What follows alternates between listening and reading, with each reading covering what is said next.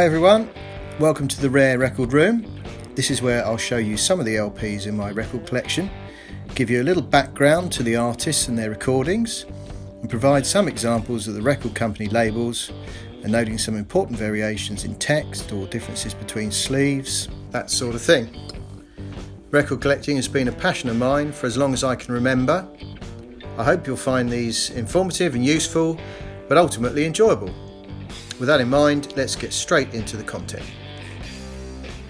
In this video, I shall be looking at some records from a group styled as the greatest rock and roll band in the world.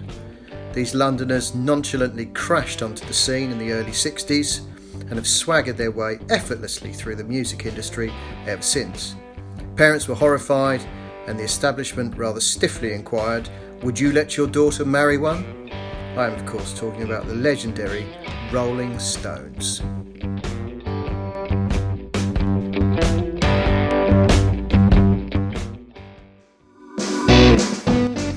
Having covered the Rolling Stones' first self-titled EP, I'll now turn attention to their second extended play record, titled 5x5. It's simply put as 5 tracks from a 5-piece band. They also employed the similar tactic with their US LP 12x5, 12 tracks, the same year. The usual 60s lineup features on this record, with Mick Jagger on vocals and harmonica, Brian Jones on backing vocals, guitar and harmonica, Keith Richards guitar, Bill Wyman backing vocals and bass guitar, and Charlie Watts drums and percussion. In addition to this, Ian Stewart plays organ on 2 tracks, and the legendary blues artist Muddy Waters played a guitar solo on an extended cut of the instrumental track 2120 South Michigan Avenue. The EP version of this track is only 2 minutes and 8 seconds, and this was the cut that was also released in America on the LP 12x5 in October 1964. The longer version with Muddy Waters' fantastic solo runs to 3 minutes 40, but was released in Germany and France on the LP Around and Around, and it's definitely worth a listen. The title of the song, 2120 South Michigan Avenue, is in fact the address of Chess Studios in Chicago, Illinois, where the session was recorded in June 1964 as part of the Stones' US tour. Of the 5 tracks on this EP, 2 were from the fledgling writing partnership of Jagger Richards, here under the name of Nanka Felge, which was an early credit for the band's own compositions. The 3 other tracks were If You Need Me, written by Wilson Pickett, a 1940s blues song called Confessin' the Blues, and a rocker by Chuck Berry called Around and Around, which was originally the B-side of his mega single Johnny Be Good. Around and Around became the name of an early Stones LP released by Decca for continental Europe. This LP contains all 5 tracks from the UK EP, but as mentioned earlier, it contains the alternate take with Muddy Waters. The record was produced by the Rolling Stones manager Andrew Loog Oldham, who for the first time here also wrote the sleeve notes, a tradition he would continue until he parted company with the band in 1967, his sleeve notes becoming more controversial and avant-garde as the time passed. The 1964 original is issued in mono only on Decca's Royal Blue label, with a large Decca logo printed in silver without a box surrounding it. Later 7-inch pressings, also shown here, would feature a smaller Decca logo set within a rectangular box. This has the catalogue number DFE8590, and the label features the wording Made in the UK, the Decca Record Company Limited, plus the standard period notice, recording first published 1964. The rim text also includes an all rights reserved notice. It has a 4-pronged push-out centre section designed for jukeboxes and the like, and displays the British Purchase Tax Code KT, which was a levy on luxury goods introduced during World War II. Both sides of this particular record have a matrix ending 1K etched in the runoff area.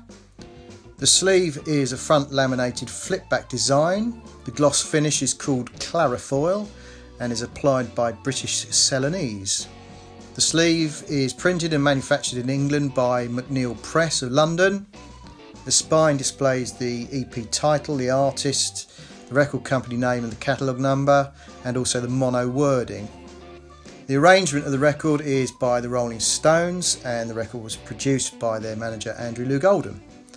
The list of personnel includes a misprint Mick Jagger, even though Mick Jagger correctly appears within the same line of text.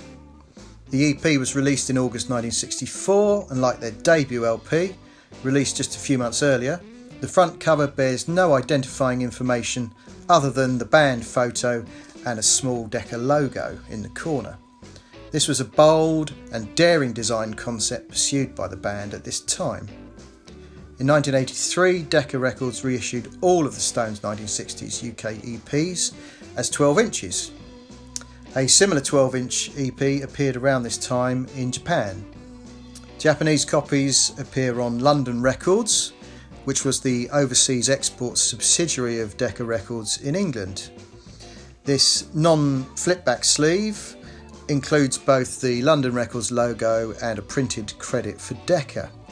It also features a date code of manufacture being August 1982. Apart from the label change, the most striking difference to the UK 12-inch is the colourful obi carrying printed details. An obi is a narrow advertising paper band found around many Japanese record sleeves. Due to their fragile nature, they can often tear or become detached. This one, however, is in beautiful record shop condition. It includes text in Japanese and English, as well as a small Union Jack flag on the obi. The price displayed is 1,500 yen. The record label features a rather cheeky naked design reminiscent of the advertising campaign for the Rolling Stones' 1971 LP Sticky Fingers. Sticky Fingers was the first Stones LP released on their own label and was not a Decca recording, so use of this imagery in Japan may have raised some eyebrows. It's rather similar. The back cover shows the familiar 80s warning about home taping being illegal, and the paper obi lists a large number of Stones Decca or London LPs available in Japan, priced at 2,000 yen per record. This finely produced Japanese EP also includes a 12-inch paper insert printed on both sides, one side of which acts as a lyric sheet and is printed in both Japanese and English languages. Values for the original British EP with the unboxed logo is £40, and £12 for the boxed logo 7-inch EP, also £12 for the 1983 12-inch EP. I would expect to pay considerably more, however, for the pretty Japanese 12-inch. And this concludes my rundown of the Rolling Stones' second EP recording, 5x5. That's your lot for this episode. I hope you enjoyed the content. If you did like the video, please make sure you subscribe for more. Thanks for watching. See you next time.